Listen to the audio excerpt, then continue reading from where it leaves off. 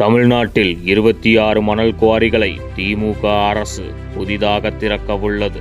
குவாரிகளுக்கான குத்தகை காலத்தை 30 ஆண்டுகளாக நீட்டித்துள்ளது. சுமார் 6000 கோடி வரை குவாரிகளில் கனிம ஊழல் நடப்பதாக திருப்பூர் குவாரி வழக்கில் மே மாதம் மதுரை உயர்நீதிமன்றம் சாடியுள்ளது. தமிழ்நாட்டில் உள்ள 12000 குவாரிகளில் 7000 குவாரிகள் செயல்பாட்டில் இல்லை. செயல்படும் 5000 குவாரிகளில் 3000 குவாரிகள் தான் உரிமம் பெற்றவை. 2000 குவாரிகளுக்கு உரிமம் இல்லை. அண்மையில் விபத்தில் 6 பேர் இறந்த சிவகங்கை கல்குவாரியும் உரிமம் காலாவதியான குவாரிதான்.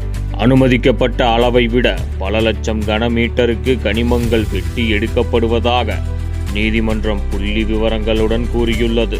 அனைத்தும் கணினிமயமானதாக சொன்னாலும் தற்போது வரை குவாரிகளில் கேட் பாஸ் காகிதத்தில் தான் வழங்கப்படுகிறது.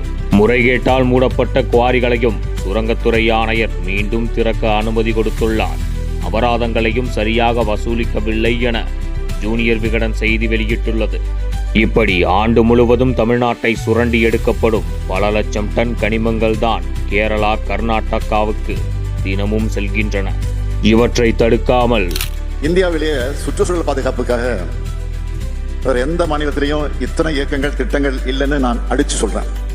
இந்தியா ஏன் அமெரிக்கா மாதிரி இல்லை, ஜப்பான் மாதிரி இல்லை, ஐரோப்பா மாதிரி இல்லைன்னு நிறைய சினிமாவில் கேள்வி கேட்பாங்க. அந்த மாதிரி ஆகணும்னா அந்த மக்களுக்கு இருக்கக்கூடிய சுய ஒழுக்கம் நமக்கு இருக்க வேணாமா?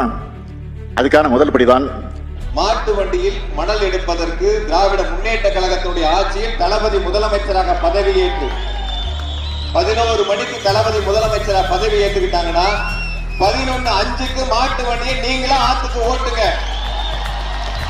எந்த அதிகாரியை தடுக்க மாட்டாங்க. தடுத்தா எனக்கு போன் பண்ணுங்க. அந்த அதிகாரிக்கு இருக்க மாட்டாங்க. சுற்றுச்சூழல் பாதுகாப்பு பற்றி ஆண்டுக்கு ஒரு நாள் மட்டும் உரையாற்றினால் போதுமா? திரு மு.க. ஸ்டாலின் அவர்களே, குவாரிகளை மூடவோ அல்லது அரசே ஏற்று முறையாக நடத்தவோ ஸ்டாலின் தயாரா?